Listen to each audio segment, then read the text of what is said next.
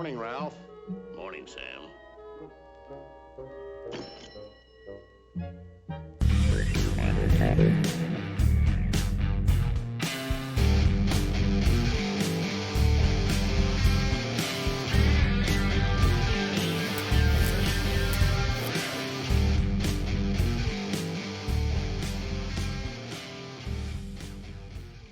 All right. Welcome, everybody, to episode 3 of the Morning Sam, Morning Ralph podcast, MSMR. We've got an awesome show today. We're talking about one of the hottest tech spaces in all of restaurant land, reputation management. And why is reputation management so hot and so important? Because you can say it literally has everything to do with a restaurant's past, its present, and its future. And today we have a really special guest that understands this concept better than anybody in our industry, Ms. Shereen Qumsieh, the CEO of Akira. Shereen, awesome to have you. Thank you, Paul. Really excited to be here. Looking forward to talking through this with you and Chad today. It's going to be fun. It's going to be good. Me too. Yep. Chad, why don't you get us started with some questions? Let's just get right into it, okay? We have a lot to cover in a short period of time today. Shereen, I think about this a lot. I think because I do, partly just because of the connection to the industry and just kind of want to see how the sausage is made. I leave reviews for restaurants all the time. Yeah. And I'm curious, it just feels like it's different though back in the days where you might look at a restaurant's Yelp review or leave one. It's like there's just so much more going on and everything's changed. Could you unpack like how has reputation management evolved in the last 10 years? I'd say it's changed a lot because you now have all of these online sort of social platforms that people can leave reviews on. And there's the big ones and then there's some lesser known ones, but that's definitely something that's different that we didn't really deal with 10 years ago. You have to deal with certain influencers now, that have, especially on things like Instagram, if you're on there, they've got, if they leave a negative review or don't think favorably about a product or service that you're offering, that could really damage your reputation.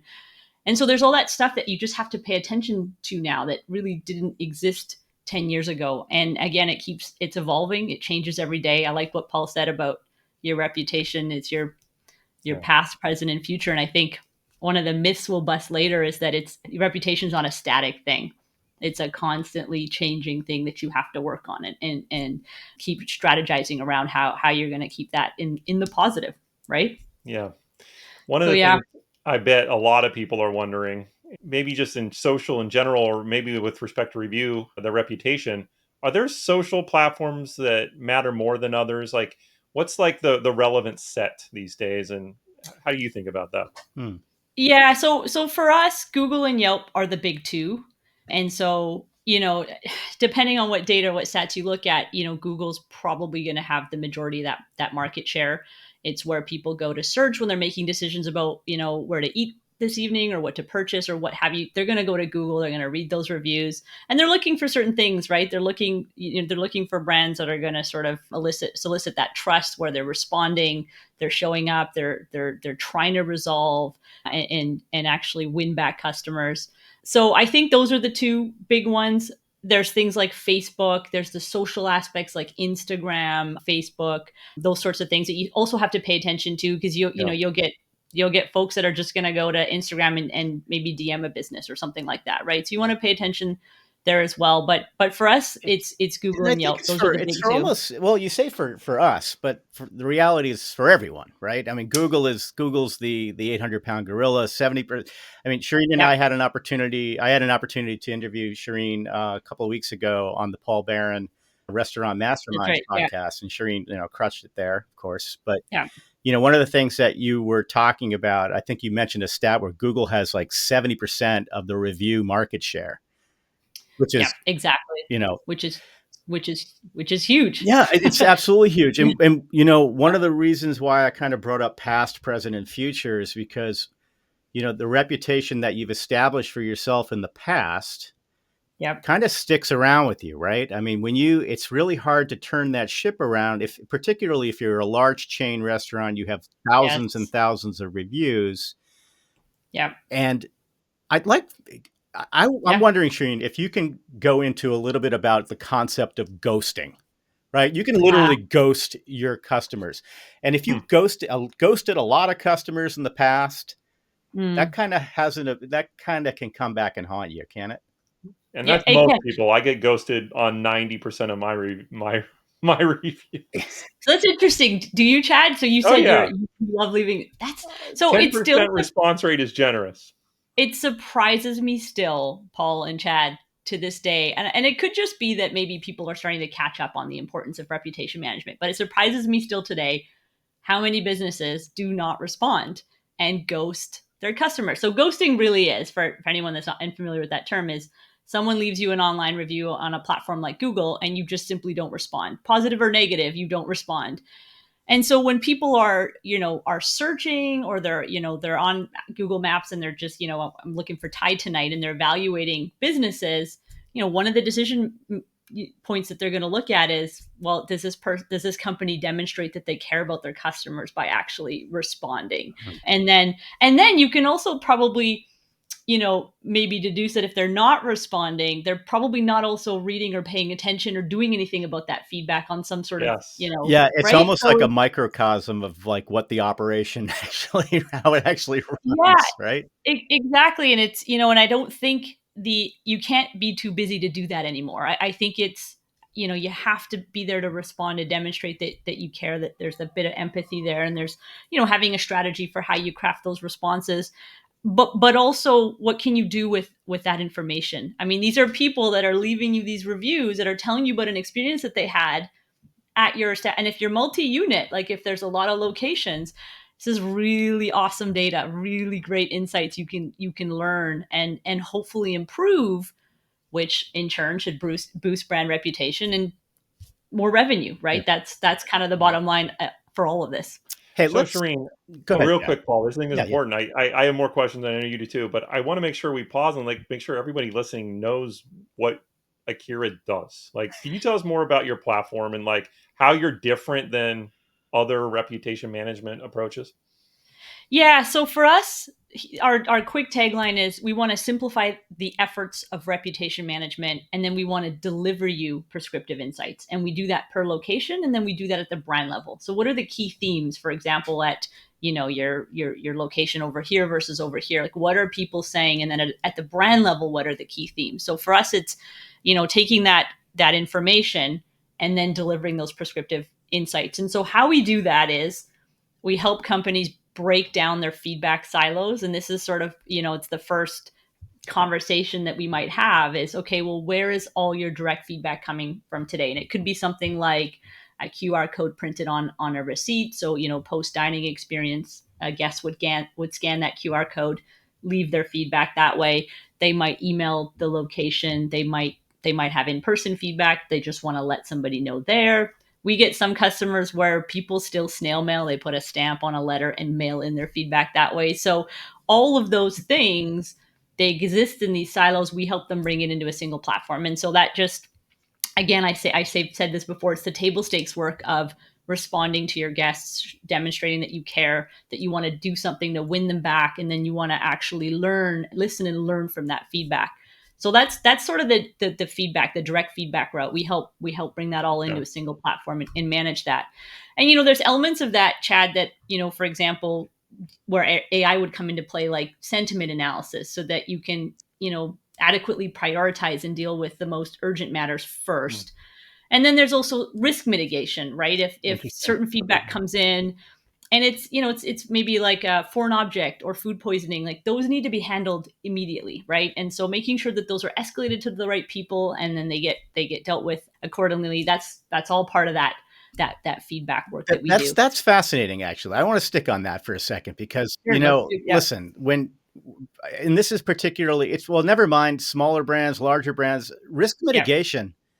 That's a real thing. I mean, right? You need to, if somebody leaves feedback, whether that be through an integrated form they have on the restaurant's website, or through a Google review or something that indicates, the AI determines, it somehow elevates it to, code yellow, code red. This is like, Red whoa, alert. whatever this Yeah. person's talking about, this can be, wouldn't a restaurant want to have, visibility into these things and to make sure that things do not escalate? Yeah. And you want to know right away. And I think you want to know right away. You want to get it escalated to the right people right away. And then you want to get back to that guest as fast as you possibly can. And so that's important. And if you're not, that's where I think AI is really powerful, because without having a human over there reading through every piece of feedback and review on, and never mind, Paul, all the different sites you have to analyze this on, right? It could be someone could have left you a foreign object review on Yelp, or maybe they had food poisoning. Someone left a food poisoning comment on Google, and then there's all the direct feedback that might come in. So at scale, it's not possible to read through all that. And so you want to make sure that you have something in place that can just quickly, and AI is brilliant at this. It can assess very quickly that this is food poisoning. Let's even take it back, from food poisoning, because food poisoning, that's like, wow. Right. But how about something a little more common, like allergens? How about like gluten-free and dairy-free options? And so if a restaurant, let's say you're an enterprise restaurant, you have hundreds of locations, you have thousands of locations, people are literally leaving reviews, it could be hundreds of reviews per day, per 30 days, like an insane amount of reviews. Like you said, really, really difficult to stay on top of that. Now, if the AI in Akira would be able to highlight things like gluten-free, dairy-free, these things that keep popping up, say, in the same restaurants over and over again. Yes. And this is the part of it that I geek out about, that I love, because, let's take a specific location, Paul. Wouldn't you want to know that if you're comparing two particular locations, that the key theme at one is pricing related, for example? People have this perception of value that's not being met, versus another location where maybe there's a theme and it's based on prevalence. So we don't highlight. So let's say, Paul, we're looking at 100 pieces of feedback across all these different places. We're not going to highlight something that somebody only mentioned once. But if, 30 of that 100, there's this theme that constantly keeps coming up, whatever that happens to be, we highlight it. We say, hey, this is, and so if it's allergies, right, or if it's something that's happening at this particular location that's coming up more than 5, 6, 7, whatever that happens, if that percentage happens to be, we highlight it. And then we do that at the brand level. So you get to sort of see individually as an operator, what's happening at my location, what are the key themes, and then what can I do about it? But then also at the brand level. And, we can reveal insights. Like, again, the one that comes up a lot for us is pricing and the perception of value sometimes. And it's different depending on the location, like, just where you happen to be in the city, for example, right? Or, so there's so many factors. And for us, too. Yeah, right. It is, especially in today's times. But yeah, so presenting that, again, in a way that these are the things that are coming up a lot, and this is what we think, or this is what we prescribe you should do about them. Yeah. Hey, Shereen, why did you get into this business? Why did I get it? Why are you in this crazy industry? Why am I in this crazy world? I think you guys have heard this story many times. I know it. That's why I love this story. So ages ago, my parents were franchisees, and we had, I think people up in Canada will recognize Robin's Donuts. We used to have a Robin's. They were one Robin's Donuts and two Mr. Subs. So this was before Tim Hortons and Subway, I think, took over. But so for me, I grew up, taking naps, among the flower shelves, and I used to sneak in to get some of that chocolate drizzle without anybody noticing. But that was, and back then, there was none of this stuff. There was none of sort of these systems and mechanisms for sort of getting a pulse into what your customers are saying. It was very much like they would be in person at your location and they might say, hey, this coffee sucks or whatever, but it's not like it is today. And so, yeah, we got into this because it's just I think it's a fun kind of problem to try to solve and to help brands really stay on top of this, monitor their trends, understand what's happening, and really listening to their guests. And for me, there's so many brands that I love, so many restaurants. I'm like Chad, I'm leaving reviews and things. And it's like, I want to see these things thrive and continue to be around 10, 20 years from now. That's why you do it, right? And so usually I'm one of these. I don't know about you, Chad, but I'm one of these review leavers that's like, if I love the brand, I'll give you a 5-star review, but my feedback might be negative.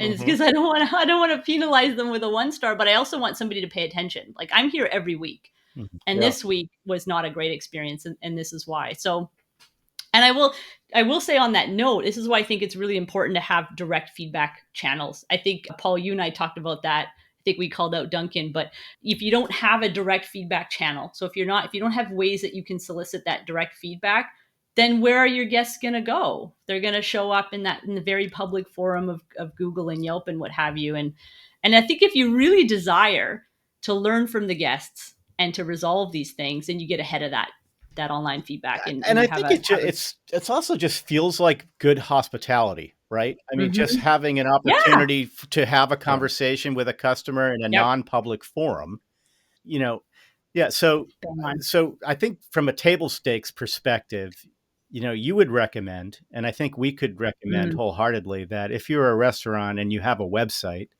you should have a number of different ways for which a guest to contact you, right? Yep. And Chad, you know what? I'll throw you a question. So you're leaving online reviews, right? And do you look to see if there's a way to contact the I don't know, the restaurant or the chain or what have you directly, or do you just go straight to Google? Straight to Google. Now but I think the question is why, right? Yeah, I was going to say why. It's so easy, right? Google, like I go on the Google, like there's an actual contribute button, and I don't think I would do it nearly as often, except for like, oh, they make it easy. They like pop up this information. It's like, oh, click, click, click for like, how would I rate food, service, etc. I can easily attach photos. Like that is a really easy review experience. Yep. Plus they gamify it, right? So like, they're incentivizing, or at least, I got an email saying, "Hey, you reached 10,000 impressions on your reviews." Like, is that good? Maybe. That's but sounds it's good. one person. Like, that's a lot of visibility. Like these reviews get. So rush. But so why? great point there. So I think we have to make it as easy, right? So we have to have ways to solicit that direct feedback, but make it as easy as it would otherwise be to leave an online review. Now, follow-up question for you: Do you expect a response to your online reviews? Well, I've learned not to. Which means, but also at the same time, the expectation is there because some do, and so it's like, okay, so I'm going to feel better about you if you do, because I know others do. It's not like this never happens, right? But if you don't, it's like I'm kind of annoyed because most of the time I have 5 out of 5 stars. My strategy is like, hey, I like this place, I want them to thrive. I'm going to leave a review, and I'm going to put some work into the review. I'm going to share photos. It's like, appreciate that. Thank you. Right. Like, I know the value of a review partly because of talking to you. It's like, I want that acknowledgement. I know I'm more likely to go back to the place if they respond, even if I'm 5 out of 5. I would hate for them to think, oh, this is a loyal guest, happy, they're coming back regardless of whether I respond or not. Yeah. That's a shame. It is. And you know what's interesting about that, what our data is showing, is with direct feedback, the expectation is a response, and I'd say it's about 100%. If someone goes to the effort of either filling out your online contact form or scanning your QR code and leaving you feedback, I think they want a response, especially if it's a concern. They want somebody to get back to them. Yeah. But what we find with online, whether it's Yelp or Google, even if we solicit that guest to take that conversation offline, we're sitting at about 10% that actually do. And so it very much feels like this fire and forget. But the table stakes work is still responding both to positive and negative reviews. Right. And even if you can win back that 10%, that can move the needle. And so having, part of that, what our recommendations would be is have a strategy for that. If you're looking at Google reviews specifically, for example, respond to it all, positive or negative, and then have a mechanism to take that conversation offline with the guest. Either you invite them to fill in some form or email some address, but whatever it happens to be, take that conversation offline, because that's all you can do. You can't actually resolve it directly in that public space. And then if you win them back, which you should desire to, because it's hospitality and we care and we want to see things get better, then you could solicit the guest to go back and maybe update their rating to reflect the new reality. If you feel like, your online review doesn't reflect kind of how we've dealt with this now, we'd appreciate an update. You never ask them to actually increase the rating or anything like that. Like, just be authentic about it and be genuine. Like if you feel like they're super happy and you crushed it, I think it's fair to solicit and ask for an update. So, measuring that is important. Being able to see that gets better is important. Can you think of any examples, and this is just concrete, right, terms here? Share an example where some restaurant turned around a negative customer review into any kind of positive outcome? Happens all the time. We see it with the Google reviews the most, because one of our strategies is, for every concern, anything that sort of falls in the category of a concern, we always solicit that guest to come and contact us directly. We genuinely want to resolve this. Please contact us over here. Because for those that don't know, just in case it's not obvious, Google doesn't actually reveal any information about a guest that's left a review. We have neither their email nor their phone number, none of that. And that's for privacy reasons. It makes sense. And so all you really have is that, whatever that username or tag happens to be. So, like, I think I've said it could be Jedi Knight 24, who knows, right? So you have to sort of take that offline. And so if you do that and they follow up, we see it all the time where a guest will follow up and say, hey, I had 2 people call me back. Not only the general manager of the location, but also the regional manager called me back. I'm really happy. Thank you so much. I just wasn't looking for anything free, but I just wanted somebody to hear me and actually contact me. And when you do that, they're super appreciative. Right. That's something. People just want to be heard. Yeah. What I love about the Akira solution too, it's really kind of, you guys are built to scale, right? You're really built to scale for larger restaurant chains. And the reason is because, there are lots of different solutions in the world that tries to preempt a bad review before it starts. But the reality is that how scalable is that? Because so often that just takes a manager out of pocket, and the reality is that that's really difficult to do consistently. But so what I'm curious about, I just want to go back to table stakes here. And I think that because Akira is this really kind of well-rounded reputation management solution, right? There are elements of reputation management that have table stakes. One of those table stakes is your business listings. Yes. Okay. Yes. Can we talk a little bit about business listings? And what I mean by that is specifically Google business listings. I mean, this is where it begins, right? Yep, exactly. So just to recap, Paul, you're absolutely right. So we talk about, sort of, for us, the 3 pillars of reputation management is your feedback, your reviews, and then your listings. And so your listings are really important for 2 reasons. They have to be accurate and they have to be consistent across where people search. And so, yes, Google, like if you're on your iPhone and you've got Google Maps open, that's a big one, but there's also Apple Maps. There's Bing, there's all these different places and directories and platforms that people can search. And you want to make sure that information is accurate. And at scale, if you're managing one location, maybe you can get by, maybe tackle the top 10 directories that matter and you run around and you update that information. But at scale, that's difficult. And so Akira, for us, becomes your single source of truth. You update your listing information in there, and we take care of syndicating that to the directories that matter. And then there's really simple details, Chad and Paul, that we're learning through our customers. For example, something that just came up this week was the ability to schedule changes to your regular hours. Yeah. And you don't really think about this, but if let's say you've got 100 locations, and across those 100, maybe 30, you've decided that for this particular region, we're going to now operate on a Sunday from 9 to 11 instead of 9 to 10. And you're going to implement that change on some date in the future. Well, you can't actually schedule that. Let's say you're tackling that with Google Business Profile. You can't schedule that. You have to wait till that day, and then you have to run around to those 30 locations and make that change. And so that's something that Akira just handles for you. You can schedule that. You can say, on this date, these are the hours that I want to change. We do things like we alert you when it's time to set your special hours. Make sure, because who wants to show up on maybe a Boxing Day or what have you, and then expectation is place is open, but actually place is closed. So making sure that information is accurate is really important. And that's just a hard thing to do at scale. Yeah, and it's such a bummer too, like getting a bad review just because you didn't update your hours on the Google listing. You were closed on Sunday, or whatever it is, or this. It's rage inducing. It's rage inducing. I see some really, really creative language come in from folks and I think we had one fellow from one particular reviewer. I think the last 2 out of 3 times he went to visit a particular location and they were closed when they were advertised as open. And this was before they had our listing management component in and enabled. So you have to, it's part, for us, it's part of reputation management because it helps build trust. And if things are inconsistent, what does that do right away? You're just like, well, why? Like, what do I trust? Which platform is correct, and why aren't they taking the time and the effort to update this and make sure that it's accurate? Yeah. And I just think it's just not a feasible thing for companies and operators to do that. And the boil the ocean approach, I think you do have to really pick your spots too, and own Google, own it, right?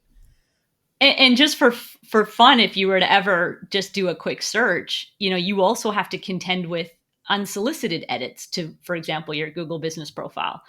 And again, this is sort of why we made that decision to put this component into the product, because again, that affects. What do you mean by unsolicited edits? So unsolicited edits. So there's a few ways in which a Google business profile can get updated. Obviously, the owner of the profile can I've claimed this business. I can set my hours, my description, that sort of thing. But a user can also suggest an edit. A user can say, well, I showed up here at 10 on Sunday and they were closed. And they can just, they can suggest an edit and move your hours to 9, for example.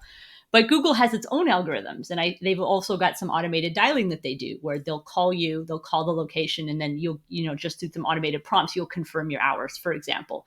So these things just get updated. You may or may not get a notification. It's inconsistent, is what we find. And so all of a sudden, that's been updated. And if you're not paying attention, if you don't have a system or a platform in place that's monitoring these types of things, that's how this happens. And so we see this all the time with our customers. You can't do this unless you have a tool that goes to scale. You couldn't do it unless you have a tool. So we're constantly pinging back out, right? So we're just saying, no, Google, set it back to this. This is actually what it should be. Don't know why you think that it's this, but it's actually that. And so we're constantly pushing those changes and sort of, it's part of that protection, right? That protection beautiful, of your beautiful. brand. Hey, let's time check. Let's do this, guys. Let's take a quick short break for a second. And when we come back, on Morning Sam, Morning Ralph with Shereen Qumsieh at Akira, we want to talk a little bit about the future and how AI is going to really generate some serious horsepower behind your reviews, even to the point where we're talking to our brand. Can you imagine talking to your restaurant and asking how they're doing? That, Shereen, Chad, guys, this has been like a fascinating topic. Never mind Akira, never mind just the idea of imagine your restaurant as this thing, as this person almost, right? Like imagine asking your restaurant how it's doing. Right? Right. And exactly. Well, this is not that far away, is it? No, for me, I think that's part of the future. We've got all this data that we're now collecting and that we're aggregating that's coming directly from our customers and our guests.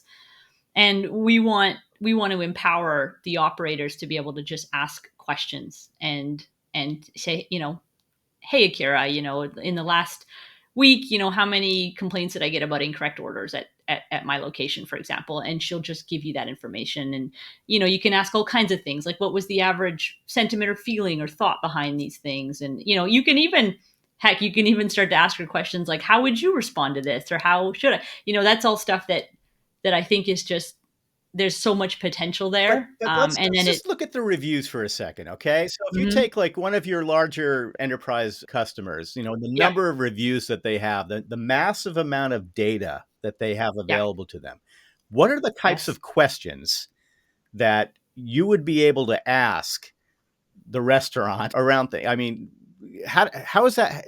Give me an example of what that might look like.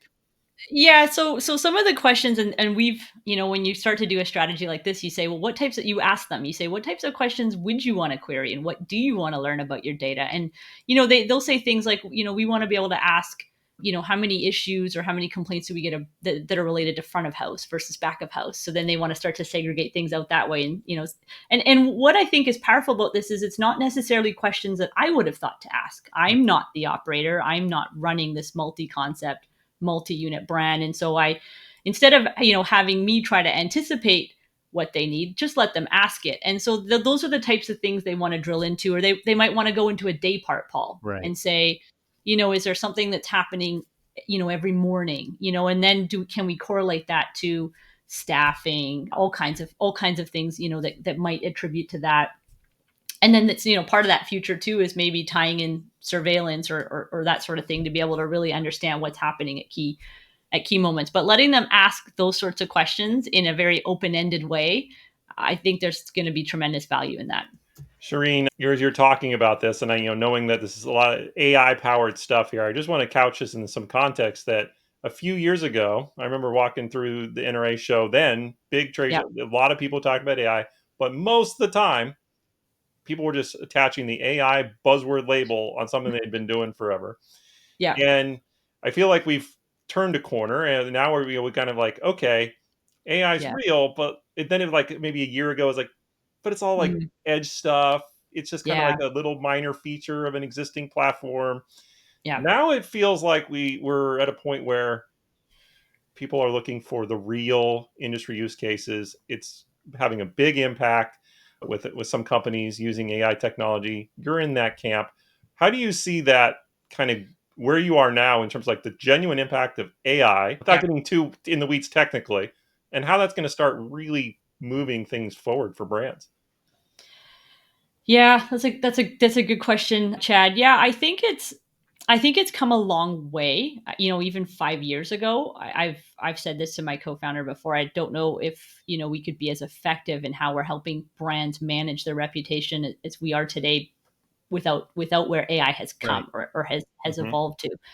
And I think I don't even think 2 years ago, for example, being able to converse with your data would have been useful, right? There's a lot of guardrails you have to put around it, even still, so that when people are asking questions, you're staying sort of within the relevancy of their data set and not going off on tangents. But I think it's finally at the point now where it feels like we can start to put in these meaningful solutions, not just AI for AI's sake, Yeah. right? And I think that the stuff at scale is where it really shines, right? We're being able to automate responses, being able to automatically analyze sentiment, you know, being able to automatically flag and deal with risk mitigation. All of these things are just AI can handle that now. And you needed to be able to read what someone has said and quickly assess that, again, from a sentiment perspective, a risk management perspective, that sort of thing. And we can do Yeah. that now. We can do it with confidence that it's being done well. I remember sort of in the early stages of Akira, one of the things that would come up was, you're analyzing this, and I think, again, in the early days of AI, you'd take a look at a piece of feedback, Chad, and it wouldn't be able to go. Mixed sentiment was difficult, like being able to drill into a Yeah. big block. Someone could have written you an essay, but then being able to say, well, there's some positive and negative Mm. here, versus just assessing it as a negative or just assessing it as a positive. And those were some of the early things that, as we've been able to, work through this and see the AI evolve, that stuff's gone away now. It's incredibly efficient at Yeah. analyzing a big long thing that someone has written and really picking up on, well, they thought their burger was great, so that's a positive, but they didn't like these elements, so we're going to classify those as a negative, and counting both, right, in terms of how we prescribe those insights is important. So Shereen, you gave all of an that. example too around sentiment analysis around value perception Mhm. for location. I mean, Yeah. how could that be used, for example, right, in Yeah. measuring the effectiveness of an LTO that was designed to create that perception in the first place? To me, Ex- this is ex- I just want to, I love yeah. this question, Chad, and I just want to even zero in on it a little bit more. Our industry spends a lot of money on LTOs, right? It's for various reasons. It's, having that LTO, and there are Mac daddies of our industry that are LTO based, from the Shamrock Shake to the McRib, to the Baconator, and so on and so forth. As a marketer, this is an amazing tool to be able to see almost in real time how people are responding to an LTO. Just for more context around Chad's question. Yeah. Absolutely. Yeah, no. And like even I'll give you a specific example. For example, that's not even LTO is a great one, but making a menu change, right? We saw this sometimes where we have some customers that might swap out the type of fish in their fish and chips, for example. And then you could see really quickly, real time, because we're analyzing that feedback and we're deriving the sentiment behind what people are saying. We can pretty quickly identify that was actually a bad idea. People are not responding well to that. And I think, in the absence of AI, well, you've got data analysts and people going through and analyzing that feedback, manually, and trying to figure out if this was effective or not. Yeah, curious, Paul, what did in your world, pre-AI, how did you, for an LTO, how did you determine God. if It's a lot. It's focus groups. It's hiring very expensive marketing firms to do market research. Yep. So this is effectively market research that's built into your very reasonably priced SaaS tool. That has access to actual customers and what they're saying, good and bad. It's that's amazing. Right. Exactly. And there's just so much of it. You're talking about literally tens of thousands, if not hundreds of thousands of dollars that brands will spend on market research to give them a report that now might be 4 months old from the time the LTO actually launched. And this is where, like, when we come in, we're often replacing those manual systems, those manual processes where they've hired an external firm or an external, or they might have a data analyst on staff, and they're just manually trudging through reviews to derive insights and give some clarity around what their guests are saying and where can they be more efficient or where can they make improvements. And that again, that's where I think this has been an exciting time to be in this space, because we can solve these now, and it doesn't require somebody manually going through any of this anymore. Scalability. All right. We're at a point now in the podcast where we have our little game that we like to play called Hate to Tell You But. And this is Hate to Tell You But is your opportunity to debunk some myths. So to bust a myth or two. Hate to tell you, but I've got a few. So the first one I'd like to hate to tell you, but the common misconception is that reputation cannot be measured. And I think that you can measure it. And there's some things that you can do and Chad and I were talking about this at the very beginning. So many businesses aren't even responding to their guests online, offline, whatever it happens to be. They're ghosting them. So you can measure it. There's these things that you should be and can be doing, and they contribute to that score, right? How we might calculate a brand's reputation score. And it's an evolving thing. Yeah. Keep working on it. It's not a thing that you do today. Well, it's because it can be measured. It can be managed. Exactly. And so, yes, we can measure it. You should measure it. You should have a strategy in place to understand where you're at today, where you can get to, and what those improvements can translate to from an ROI perspective. So that's the big one. And the other one I'll debunk, and I see this, which is really interesting. Reputation management is not just about responding to your negative reviews. You have to respond, right? Yeah. And so it's important. You want to respond. You would be Google some locations. You'd be surprised by how many just address the negative reviews and completely ignore the positive reviews. And I think, you want to share your positive. You want to those testimonials and those achievements, because they showcase your brand, right? It's part of that storytelling. And so it creates a more favorable impression. So, respond to both. It's not oh, I've only got to deal with the negative. Both need to be addressed. Both should be addressed. So yeah, and I think I alluded a little bit to the other misconception is that reputation management is just a one-time thing that you might do and then you kind of forget about it. It's a constant thing that you're always working on and that you're always working to improve and see get better. And who's generally responsible for this that you see? So from within an organization? Within an organization, Paul? could it be, is this all on marketing? Is this all on ops? Is it just whomever is lucky enough to have to deal with it? Yeah, it's a really good question. We deal with different groups within an organization. Marketing tends to really, have their eyes on the online reviews, and they want to make sure that those are responded to, and there's a mechanism in place for trying to win those back if you can. But then I think ultimately guest and customer experience, the buck stops at ops. Like it's, operations teams, whether it's, regional folks or even the general manager, the operator within that location, or even at the kind of the C-suite level, understanding those key themes, what their guests are saying, and then being able to take action on those. I think that's the operations level. It's making sure where we can improve, we are taking that action, and then just trying to make sense of all of that feedback. You can do all the table stakes work, Paul, of responding to all of it, but then if you aren't kind of doing that part two, which is, well, we've won that guest back, we've dealt with the feedback, but on aggregate at the 360-degree view, what is this telling us? Is there a theme here? Is there something we should be addressing and do something about? I think that's all ops usually. Wow. Shereen, this has been awesome. And I know I want to make sure we recap some of our main takeaways, and then I'd love for people to know how they can follow up with you, as I'm sure many will. I mean, I know I heard that reputation management, there's some table stakes in the year 2024, right? Where you got to manage your listings, you've got to give guests a way of getting feedback to you, and you got to respond to those reviews, taking certain ones offline, and even responding to the 5 stars, right? Those And people celebrating those. celebrate Celebrating those. them. So yeah, it's like, I think the level of intensity around this is increasing, based on the competition and just how socially present everyone is Right. with that content.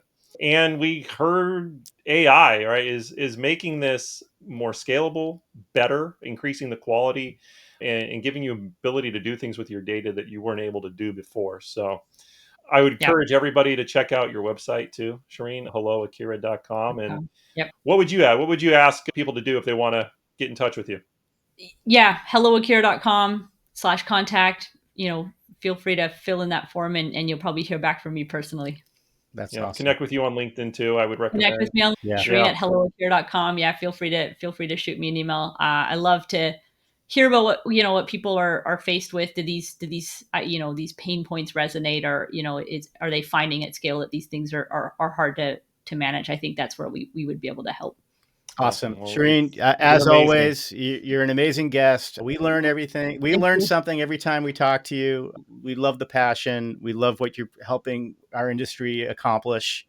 So on behalf of myself, Chad Horn, Michael Beck, this has been Morning Sam, Morning Ralph, the podcast, episode 3. And we're signing off. Thanks, guys. Good job. Thank you. Bye.